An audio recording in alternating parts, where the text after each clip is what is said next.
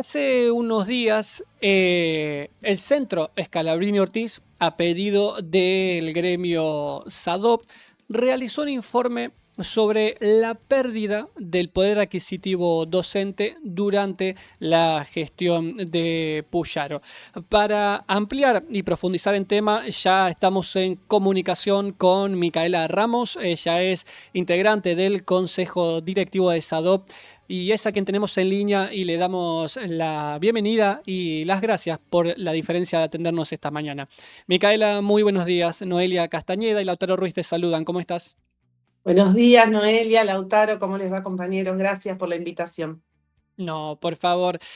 Bueno, para ir desandando un poco el tema, parece que la invencible provincia de Santa Fe, bueno, sostiene su superávit con cierto ajuste sobre los sectores estatales. Bueno, queremos que en particular nos puedas graficar este informe que mencionaba hace un momento.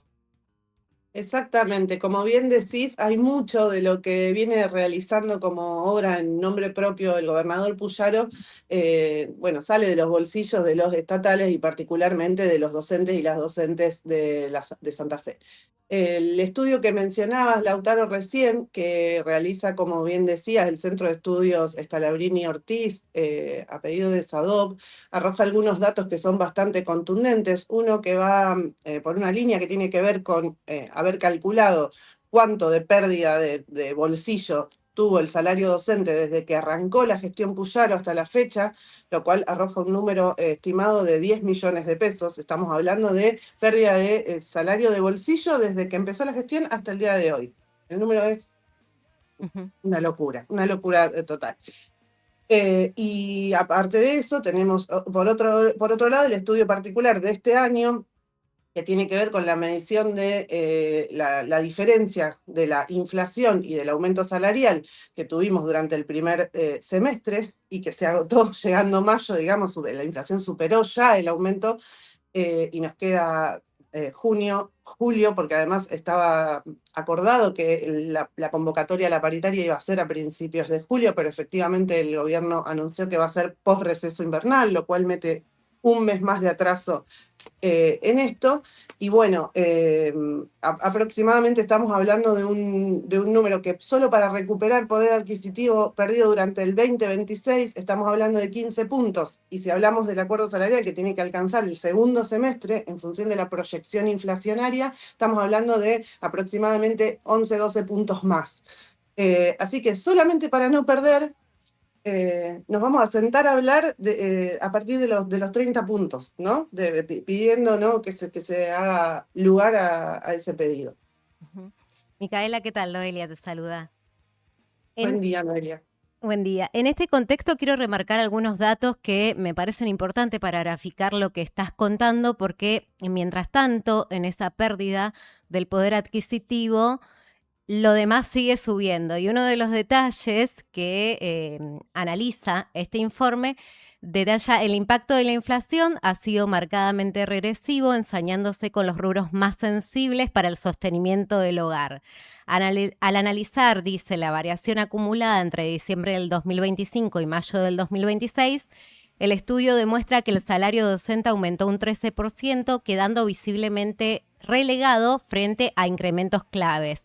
Y menciona precisamente incrementos claves: carnes, que subió el 24%, el transporte público, el docente se tiene que movilizar en el transporte público y incrementó un 23%. Alimentos generales, uno tiene que comer, por supuesto, un 19% arriba. Inflación general, el 15%. En este contexto, el sueldo de los docentes queda muy lejos. Sí, lo que podemos decir es que este estudio, además, como vos mencionás, hace un recorte bien particular en función de la canasta básica de este grupo de trabajadores y trabajadoras.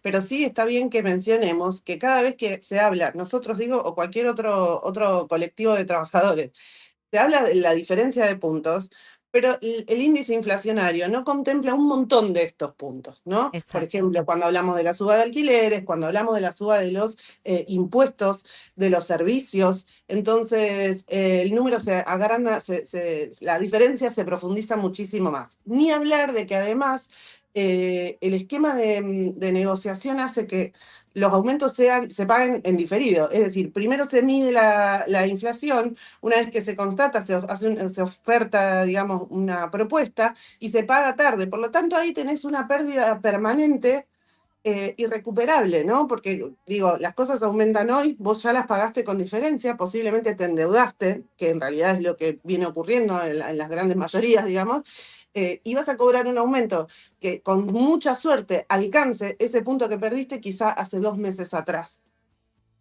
Claro. Ahora, Micaela, para también ir ¿no? más allá de lo que representa la pérdida del poder adquisitivo, que sin duda forma parte del drama que vive la docencia junto a estatales, junto a, bueno, conjunto de trabajadores y trabajadoras a nivel nacional. Pero quiero referir un poco a lo que es la cuestión de la creación de cargos.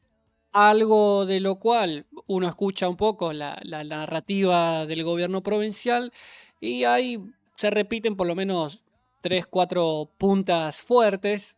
El superávit, la obra pública, el aumento a todos los sectores estatales y en particular en la docencia que hay una inversión histórica en la infraestructura y que como nunca había pasado antes hay una creación de cargos para las futuras generaciones docentes. Entiendo, está siendo un punto conflictivo también, además del motivo salarial. ¿Nos lo podrías comentar un poco de qué se trata? Mirá, la única información relativa a creación de cargos que hay es la cantidad de asesores políticos que tiene este gobierno, que cuatriplica la de los gobiernos anteriores, que es vergonzosa. Decir sí que cuando hablan de la cuestión de infraestructuras particularmente, que ellos hablan, bueno, tienen un plan que se llamó 1000 aulas, que ustedes lo deben conocer y que dio origen al nombre de nuestro plan de lucha que venimos sosteniendo hace ya 2 años, que es el de 1000 clases. Porque primero que no fueron 1000 escuelas lo que propusieron, fueron 1000 aulas, ¿no? 1000 cubículos que se comprometieron a construir dentro de otras de instituciones que ya venían funcionando y que no resuelven la problemática estructural, ¿no? Del sistema educativo, porque no aumenta la oferta y porque además para que haya clases tiene que haber docentes bien pagos, por suerte, por cierto, adentro, y lo cual no estaría ocurriendo. En relación a la creación de cargos, particularmente en el sistema educativo, no hubo cambios en relación a eso, no es que hay más cantidad de cargos, pero además lo que sí hay, porque mencionaste bien vos el futuro de la docencia, es muchísimas menos inscripción en los profesorados de toda la provincia, porque no está siendo un buen proyecto de vida dedicarse a la docencia, porque está garantizado que cobre sueldos de pobreza y se viene sosteniendo en el tiempo con un nivel de ensañamiento muy importante, no solo en términos del ajuste económico, sino también de los grandes niveles de crueldad, por ejemplo, que implicaron y que también tienen su correlato en el salario docente, políticas como el presentismo, ¿no? Claro. Que, bueno, la comunidad conoce ya esta situación en detalle porque las compañeras y los compañeros están yendo a trabajar enfermos o con sus hijos enfermos o habiendo padecido el fallecimiento de un familiar, o, bueno, habiendo sido mamá, por ejemplo, que no tenés opción y no podés volver, no lo percibís al presentismo. Entonces, los niveles de crueldad, como digo, y de ajuste son tan altos que la verdad que no sé si tienen la voluntad de crear cargos, cosa que todavía no han hecho porque no pasó, pero si lo van a hacer, no van a tener a quién meter. Precisamente eso te quería preguntar, Micaela, estas situaciones que se dan ahora con el presentismo, con el premio a la asistencia, ¿ustedes tienen un registro, o es posible tener un registro de esa cantidad de docentes que hoy van a trabajar en esas condiciones? Sí, sí, sí. Es más, tenemos algunos casos emblemáticos que los hemos venido mencionando porque tienen que ver con traerlos y sostenerlos en la memoria colectiva, pero tenemos el caso de un compañero en particular, de una de las delegaciones de nuestra seccional, que falleció el año pasado pidiendo volver al aula porque estaba tan apretado, tan endeudado, su familia en una condición muy compleja y él atravesando un cáncer terminal. Nos pidió que interviniéramos con el ministerio para que pudiera volver a dar clases mientras tanto y no perdiera el presentismo. Quiere decir, esto se repite en situaciones, como se repite, por ejemplo, la historia que quizá lo hayan escuchado, de docentes, compañeras y compañeros que se ponen a hacer rifas o vaquitas o digamos, colaboraciones para algún compañero o compañera que está en la situación de no poder volver por una situación de salud o de, insisto, de fallecimiento de un hijo, por ejemplo, o de situaciones de padecimiento de violencia de género. En esas situaciones las compañeras son las que rescatan haciendo una vaquita para juntar para que no pierda el presentismo la compañera. Porque digo, en esto nosotros entendemos bien que si la política del gobierno provincial, en consonancia todo el tiempo con el gobierno nacional, va en contra de los sindicatos, en contra de la pelea colectiva, si se quiere, y entonces el castigo tiene que ver con, no sé, con castigar la participación gremial, suponete, ¿no? O con castigar la adhesión a un paro. Bueno, eso tiene un sentido que es absolutamente reprochable y discutible, pero va en otra dirección, que no es la misma que no pagarle el presentismo a una compañera que se accidenta en la escuela, no sé, digamos, ¿no? Para hacer una diferenciación. Claro. Sí, como para extendernos brevemente en este punto, uno no puede, sino no relacionar, no vincularlo con uno de los últimos anuncios que ha habido por estos días, que sobre el tema de bajar el ausentismo para premiar ese presentismo, bueno, ya el gobierno provincial comenzó a motorizar una política en torno a este objetivo de bajar el ausentismo. No recuerdo ahora con precisión, pero El sistema con de el licencia. sistema, exactamente, eso, gracias. El sistema de licencia en coordinación con bueno, algunas aseguradoras, algún capital privado que hasta donde llegué a comprender, que realicen un sondeo para tener un porcentaje, para ser un poco más riguroso sobre ese ausentismo. Sí, en primera instancia decir que ellos vendieron esta propuesta, este proyecto que está en proceso de ponerse a andar, digamos, como un sistema, un nuevo sistema de licencia, que no tiene nada de novedoso en realidad, que busca reducir el ausentismo, como bien vos decías, porque a donde pone el problema es en la mentira de las licencias de la docencia, ¿no? Claro. Que graciosamente, que de hecho con el presentismo buscaban lo mismo y no pudieron reducir nada porque la gente llega a un punto, o sea, en que no puede, uno no elige, digamos, ¿no? Enfermarse, ni...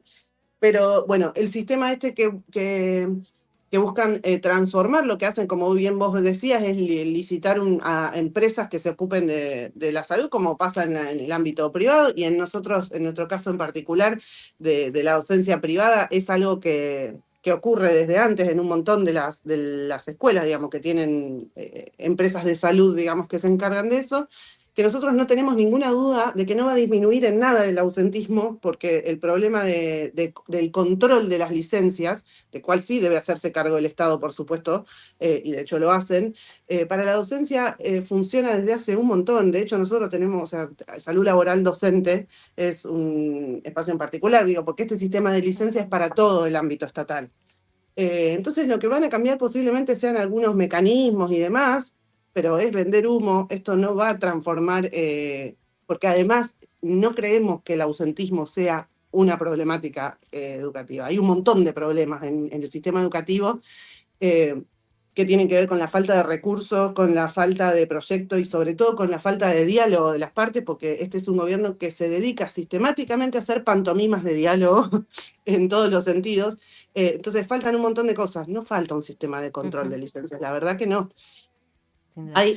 Digo esto para graficar muy cortito una cosa, porque que tiene que ver con la conducta del gobierno de la provincia de Santa Fe, que es algo muy llamativo. Ahora el viernes que viene hay una segunda jornada en el nivel medio que lleva como nombre Hablemos hasta entendernos.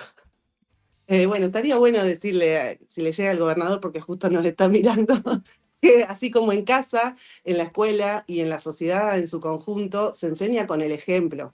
Y las instancias de diálogo tienen que existir, pero tienen que, que buscar generar mayores niveles de consenso y no terminar con paritarias cerradas por decreto, ¿no? Claro, totalmente. Micaela, te agradecemos muchísimo por estos minutos. Bueno, para cerrar, algunas palabras que quieras compartir, algo más que quieras sumar.